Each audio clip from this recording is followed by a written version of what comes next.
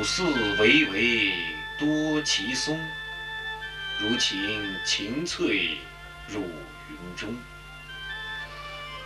苗在青时干已立，树未成材故意雄。扎根危崖知如己，盘墙乱石立无功。雪压冠盖夜更碧，青昂自成笑长空。好诗，好诗，太好了！闻得佳句，如饮醍醐。报国寺的齐松今日又得知音，平阳王平子拜衣。王兄谬讲，令宋某汗颜。王兄也是来游寺的吗？在下乃在此另居就读，行将富士北围的秀才，入寺以来，常有骚人墨客对松吟恶，但少闻有佳作如凶者，一时忘情，还请见谅。在下在西厢房就读，大驾如肯光临，不胜荣幸。自当拜谒，自当拜谒。请。王兄这里僧房就您一个人另居就读吗？还有一位余杭生。请。禅寺深院，能有一同好，朝夕相处，互相砥砺，倒也是人生之一乐事。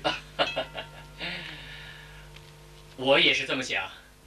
可是这位老兄自以为才高九斗，学富五车，金科状元非他莫属，多次拜谒，理也不理，朝夕相遇，眼睛翻到天上去了，在下实在不敢高攀呢。请。就算是金科状元，也务须如此傲慢吧？请。环楚皆山也，其西南诸峰。林壑尤美，望之巍然而深秀者，琅琊也。琅琊也。欧阳修的《醉翁亭记》，亦不过开门见山，游山而亭而已。为何名气这么大？欧阳修有《醉翁亭记》，我余杭生也有《报国寺记》。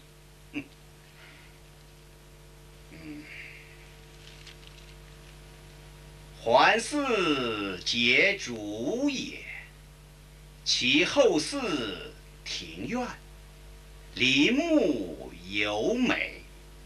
望之攀云挺拔者，其松也。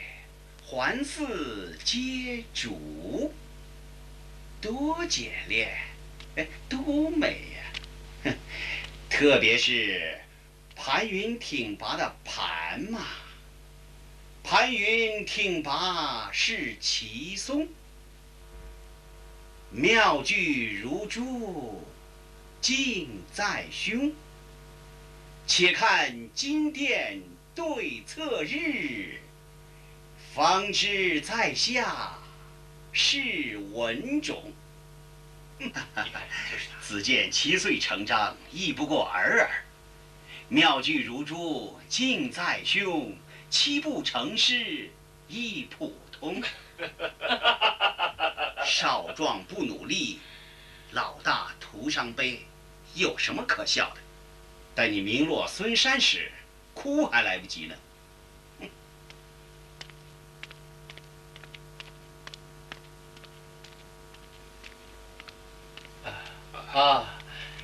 这位是余杭生，这位是宋生。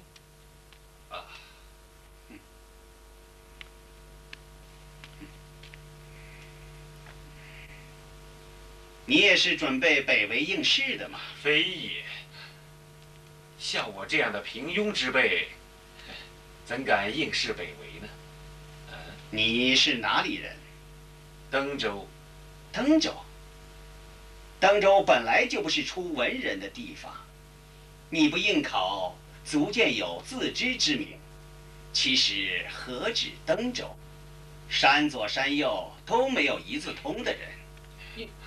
贵府余杭自然是出骚人墨客的宝地了。不过，我们北方固然少有通文墨的人，但不通文墨者未必就是在下宋某。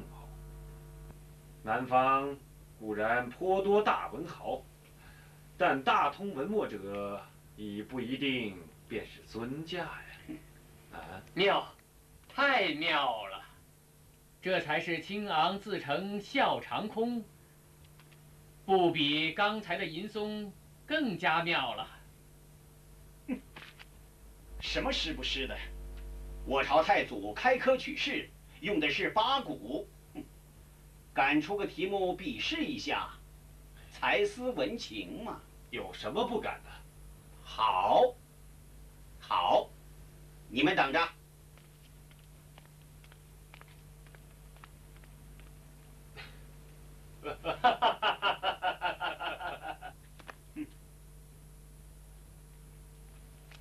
你出题目。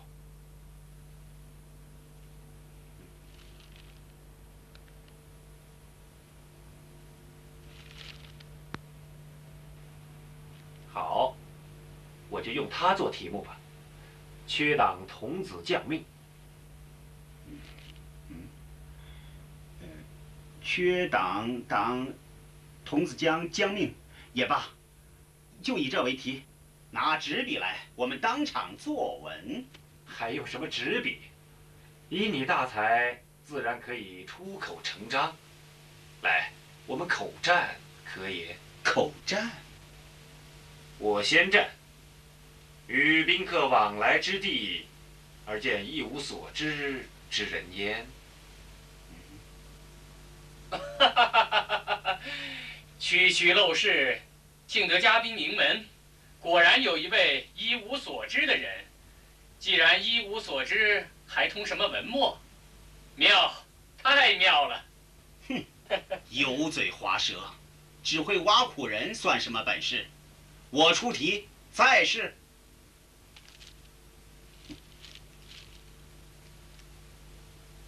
我出这个题目，应有三人焉。三字不同道，其趋一也。夫一者何也？曰：人也。君子一人而已矣，何必同？这是书上写的吧？不算，不算，不算。是哪篇书上写的？请指出书名。是。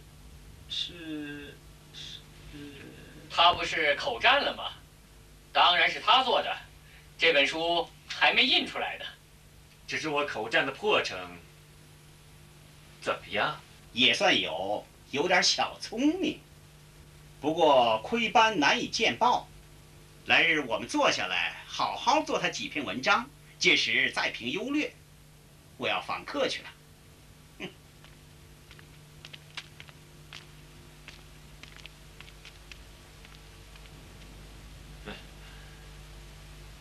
真希望有一天见识见识他的文章有多高妙。这位眼睛长到额头上的余杭生，居然能承认你有点小聪明，那差不多可以说你是屈原宋真在世，偏上文曲下凡了。饶是如此，他还敢再和你试教文章。哎，此人真是太不知天高地厚了。哎，不提他了。刚才听你吟诗，令小弟仰慕不已。我已押图了几首，奉请法眼，不知肯赐教吗？别学余杭生那股酸劲儿了，你我一见如故，文人自当相亲。拿来，我知无不言就是。啊，太好了！哎，我是诚心请教的。本人绝不敷衍。好，我吩咐厨下弄点吃的。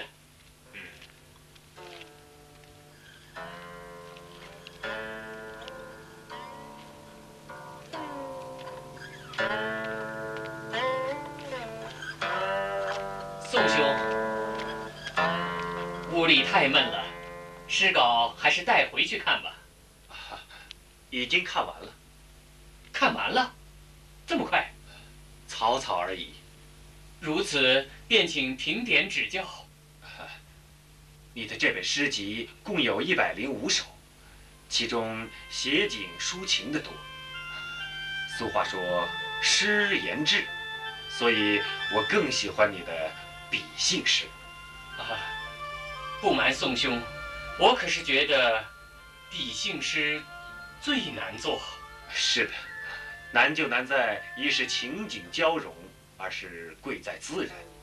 你的诗既要言志，就不必遮遮掩掩；既要浅情，就该痛快淋漓。患得患失，犹抱琵琶半遮面，便要落得下乘了。情景交融，浅情言志，我或能体会。就如兄之吟诵结句，清昂自成笑长空，就令人拍案叫绝。只是自然二字遮掩，亦是曲笔，如何会落得下乘呢？六祖云：法无三成，人心自有等差。见闻转诵是小乘，悟法解义是中乘，依法修行是大乘。万法尽通，万行具备，一尘不染，离居法相，一无所得，名最上乘。只有离居法相，一无所得，方能达到心之所欲，无往不至。这就是自为自然。写文章作诗，不正是要求这个境界吗？听君一席话，胜读10年书啊！太好了，宋兄，我有个不情之请，千万不要推辞。人说青盖如故，白头如新。你我以文会友，还讲那许多客气做什么？那好，从今之后，你当我的老师，尊师在上，请受王平子一拜。你我是朋友，取长补短，互相切磋倒是可以。要说拜师，那可万不敢当啊。施主，请用典，元宵在桌上了。请。请。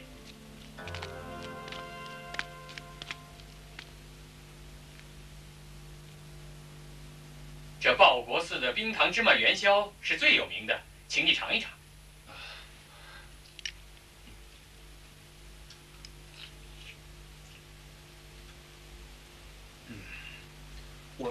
我平生从没吃过这么好吃的元宵，太好吃了。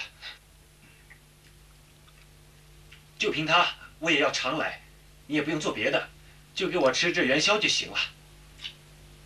这好办，只要你肯当我的老师，天天让你吃上冰糖芝麻元宵。你呀。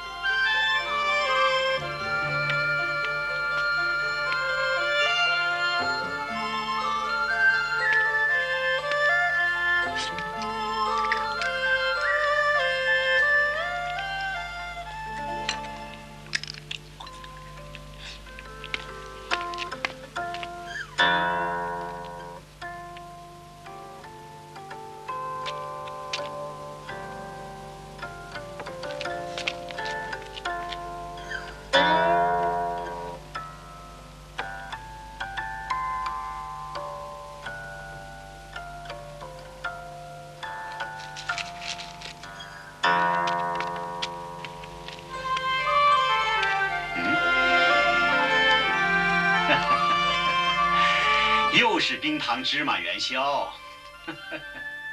我该告辞了。别忙。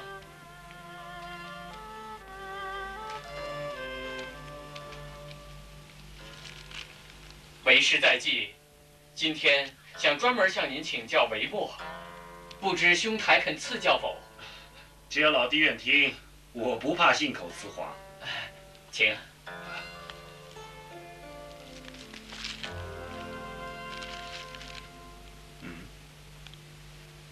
又是眉批，又是圈点儿，怎么回事？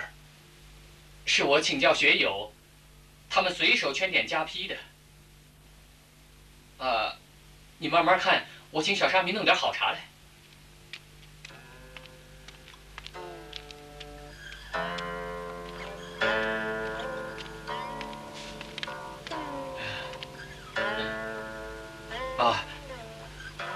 宋兄，今天太累了，晚上回去再看也可。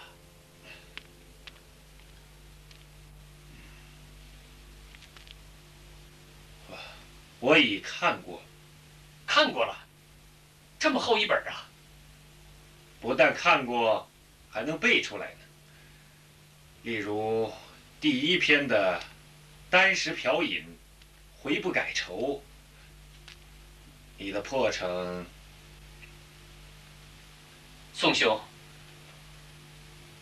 我越听越羞惭，只怕今后不敢做文章了。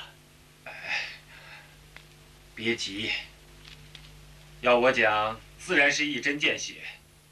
其实你的文章也不乏佳妙处。在下曾作文章正义，待今奉上一阅，也许可供老弟触类旁通。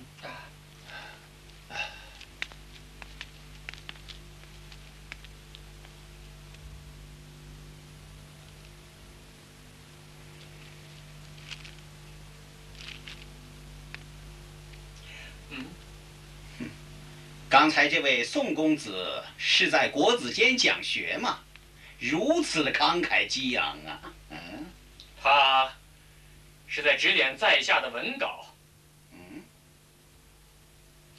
你的文稿让我看看。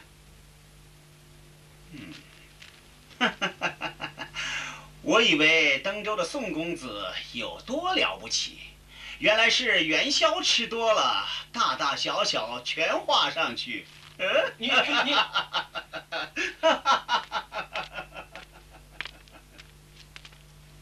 老弟，过来看看。哼，这个余杭生太不像话了。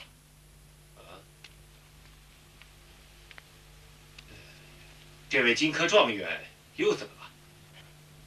刚才他进来，硬要看在下的文稿，讥讽上面的圈点是你画的一只只元宵。这家伙，我以为上次教训了他，他再不敢猖狂，现在居然敢如此损人，一定要给他点颜色看看。算了，过几天就要入围应试了，还是不生此等嫌弃为好。只是你先前的指点，我倒有点怕进考场了。其实我讲的都是文章的心法，或许太苛求了。来，我们逐篇细解。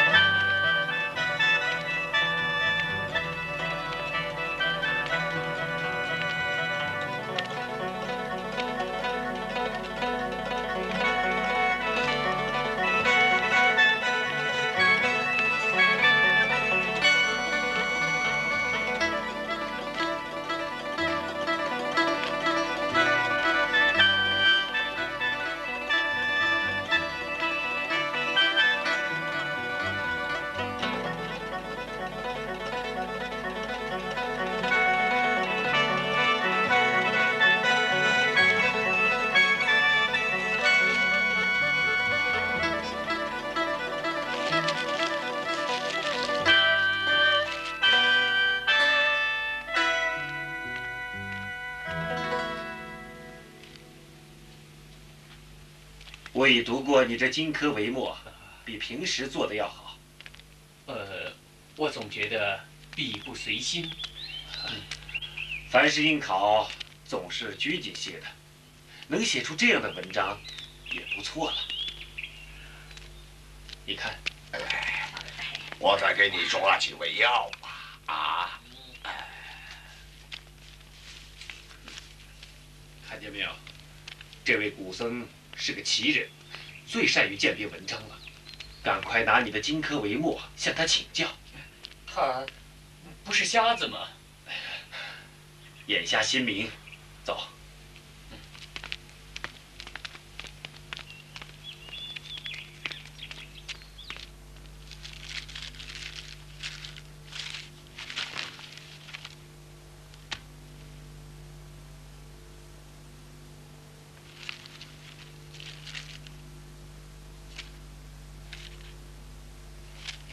施主，是来问医药的吗？想向大师请教文章，你看，是谁多嘴？老僧眼睛都瞎了，无目何以论文呢？言古心自明。这是我的荆轲帷墨，就念给大师听，大师以耳代目如何？既是帷墨，总得洋洋千言，谁耐烦久听？也罢，那我就以笔代目吧。以笔代目，把尊座烧了，我用鼻子闻闻余晖，就能知道个8、9不离10啊。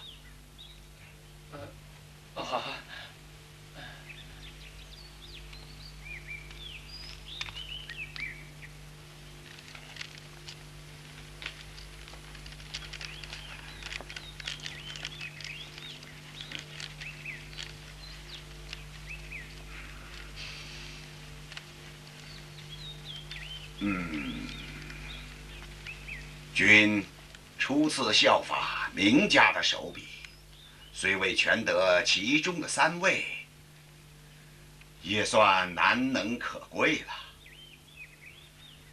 这心、肝、脾、肺、肾已经到了我的体内，这样的帷墨能考中吗？拔不了头的。中是中的的。真是莽古讲瞎话，吹牛不怕牙齿疼。我拿韩愈韩大宗师的文章给他闻闻，看他瞎吹。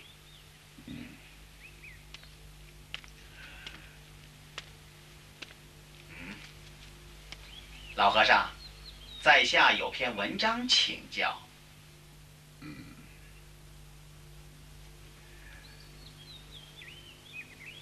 请烧来试试看。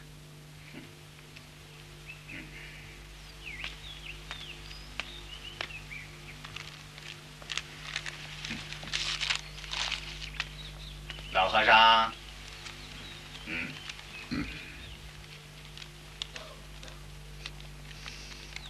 妙，太妙了！闻气受之以心，自觉余音绕梁3日不散。不是韩柳、欧苏的大作，谁有如此功力呀？妙哉，妙哉也！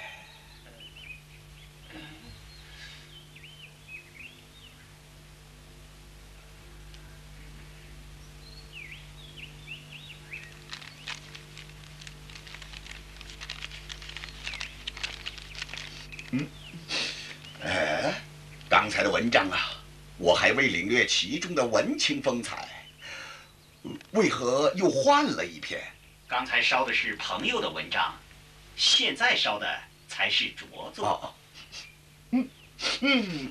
快拿开，快拿到茅房去倒了。就这一口，就隔在胸臆，再也吐不出来。要是再闻呐，非呕吐不可呀！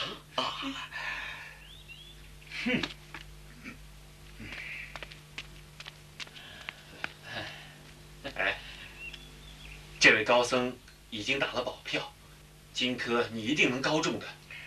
倘若幸能高中，绝不忘兄台点化之恩。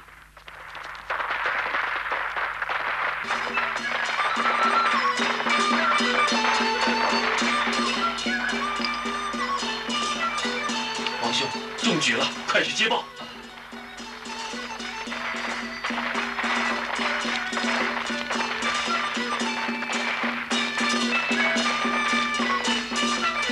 浙江余杭生中举。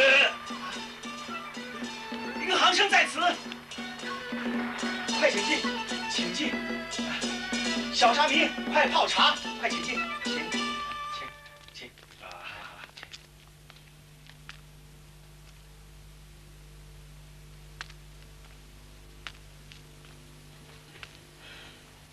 走，得问问那位古僧去。贫僧虽然瞎了眼，但鼻子还能辨乡愁。余杭生的文章也中举，事关不但眼瞎，鼻也瞎矣。小冉和尚，你也天天吃别人的芝麻元宵嘛？竟说我的文章格在胸臆，可是叫你作呕的文章却高中了，你还有什么话可说？原来是余杭君。我所论的是文章的优劣，而不是命的福报。荆轲、阅卷士官都是进士出身，有微末记性。你把那阅卷士官的文章拿来，烧给我闻闻。俗云萝卜青菜各有所爱，坏鼻子爱烂头菜。我自然能闻出谁是你的阅卷士官。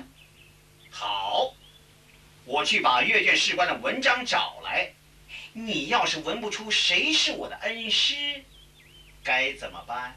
把我瞎眼珠挖掉，从此不再论文。好，明天我来找你。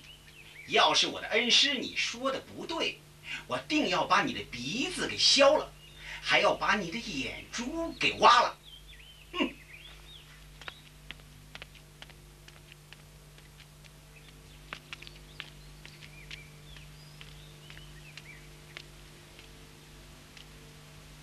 恩师，啊，你就是新中举人余杭生吧？是。你进府来，有何事相求啊？学生虽然荣幸中举，但还想更高功名。请恩师将大作借予学生敦习，以备春闱重试之用。好，去把我的《咏梅赋》拿来，给他一阅。谢恩师。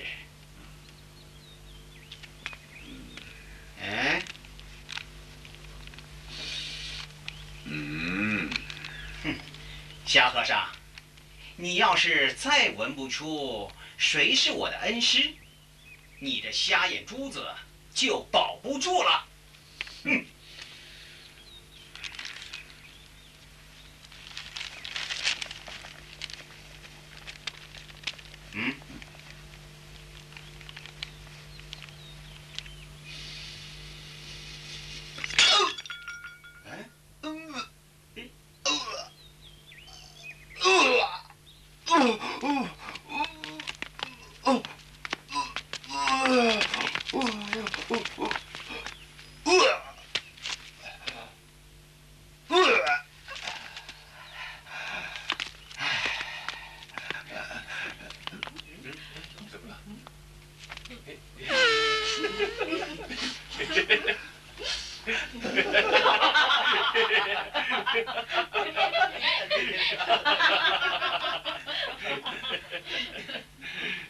刚才那篇就是余杭生阅卷士官的文章。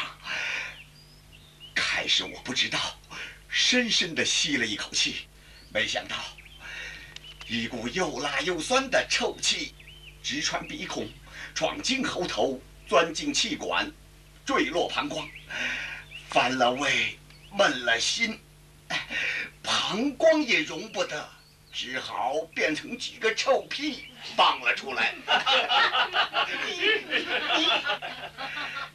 这位士官，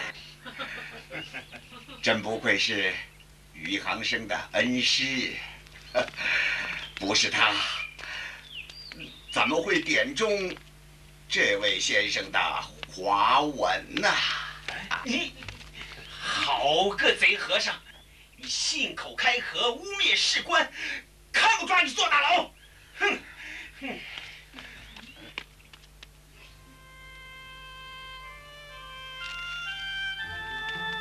宋生，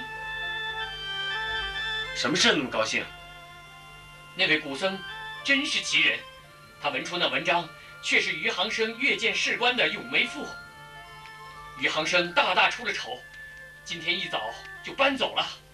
啊，这太好了，这样你的耳根子可要清净多了。哎，明年是恩科加试，也没几个月了，你正好留在这里读书啊。留在这儿读书，又有什么用？谁知道明年恩科的阅见士官又是什么人呢？文章增命，下多少苦功，碰到的要是余杭生恩师这样的混账考官，考也是白考。别这么想，我们读书人无需怨人，只需克己。老怨别人，活着就没什么意思了。能克己发奋，学业自然能进步。应该是为自己而学，就算命运不济，荆轲该中而不中，但平心而论，总是自己的文章还未登峰造极。要是自己真的学富五车，才比欧苏，天下总有不瞎眼的士官。真是才子，还愁不能脱颖而出吗？得听高论，顿开茅塞。我决心住下来，明年再应恩科考试。兄台，请随我来。哎哎，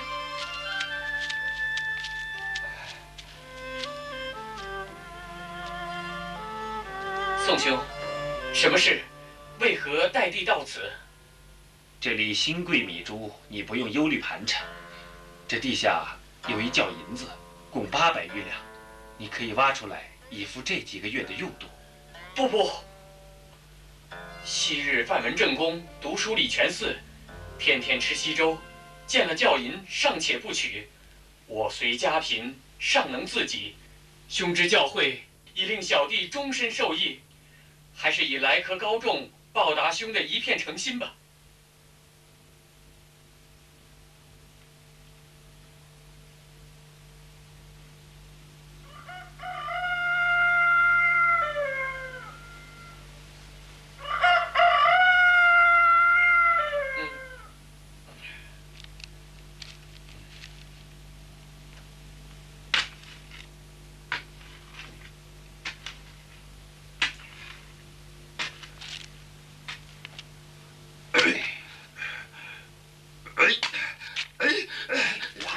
挖着了！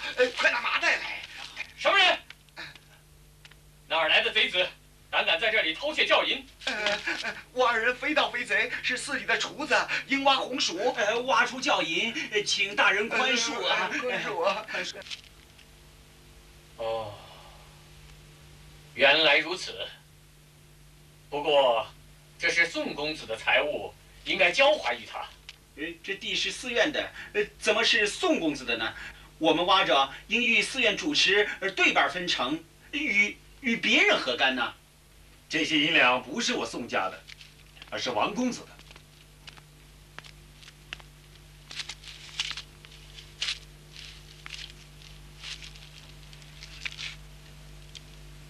你们看，这碑上刻的是什么？王旭，这是我祖父的名字，怎么会在这里？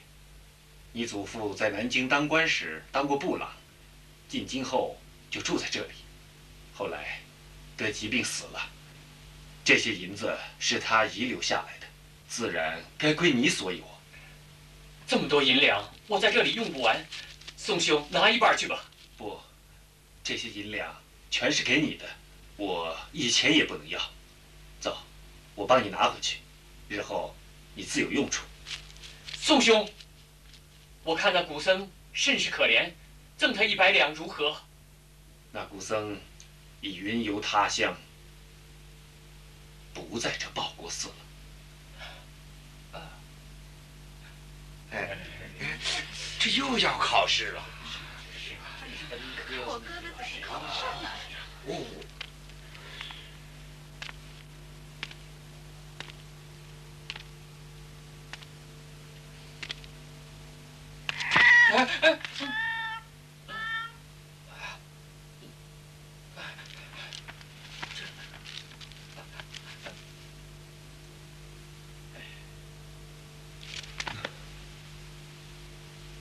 你竟这样的，又失去了一个机会。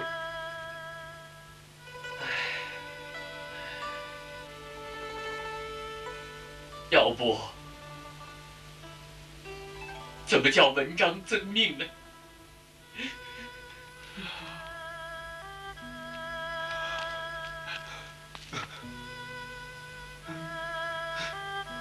天哪！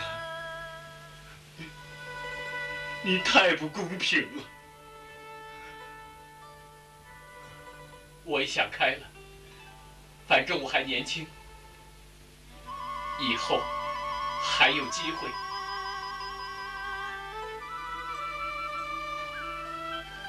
我太伤心了，我的命运如此不济，一直困顿终生，而今又累积良友，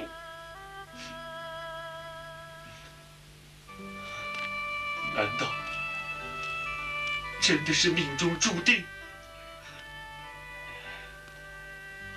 以你大才，多勤如识草芥，只是无义功名，哪儿是命呢？我一直想直言相告，怕你惊怪。事到如今，不能不说了。你我挚友，但说不妨，有什么惊怪的？你猜我是谁？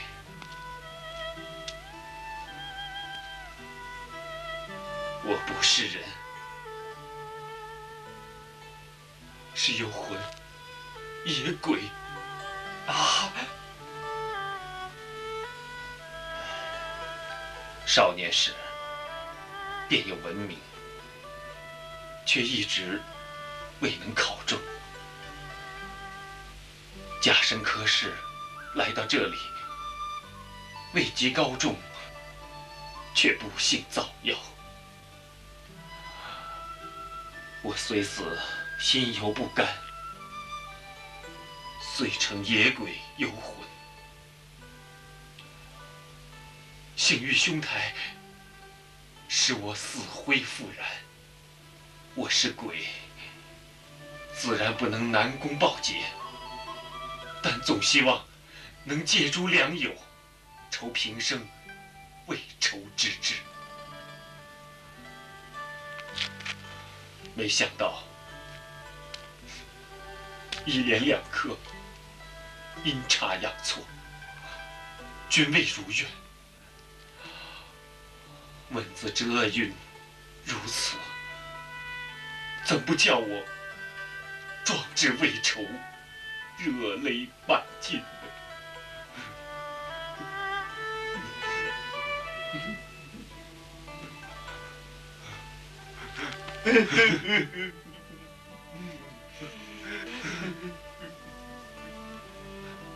我不能总当游魂野鬼，天地可怜我的文采，让我当了紫铜府司文郎，本来早该上任，迟迟未走，也是望你金科高中，能像凉棚飞黄之快。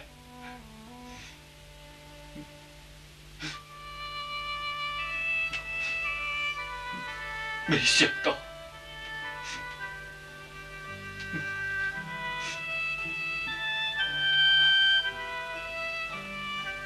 我不能再滞留了，就此告别。你即刻要走？天下没有不散的宴席，得走了。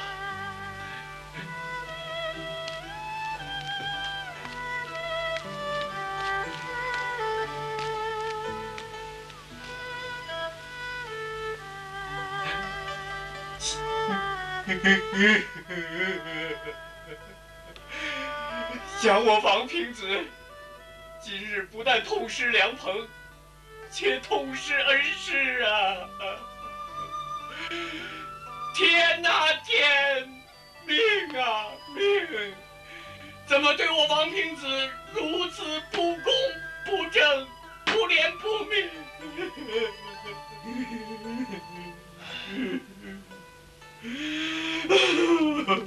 还记得那位鼻能戴目的古僧吗？他其实也是一个不得志的鬼。他生前貌若潘安，才比子建，却郁郁不得志于终生。是天是命，谁又能说清呢？别了吧，兄台，好自为之。那我为你践行。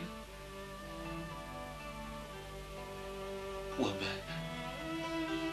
再吃一次冰糖芝麻元宵吧。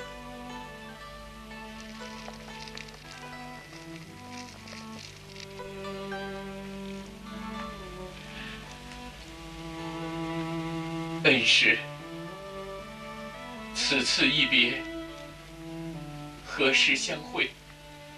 既得司文郎官职，就应该避开和你会面之嫌。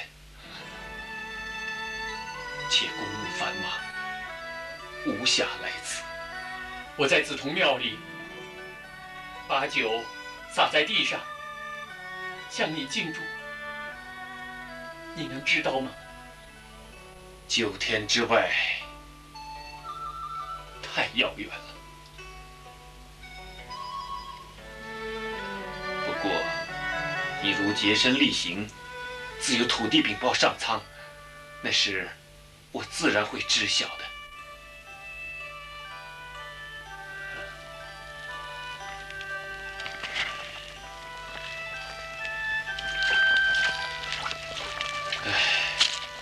我们读书人就如这些元宵，不知何时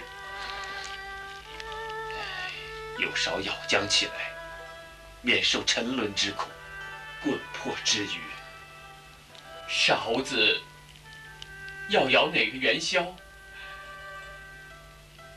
元宵又怎么能知道呢？是天，是命。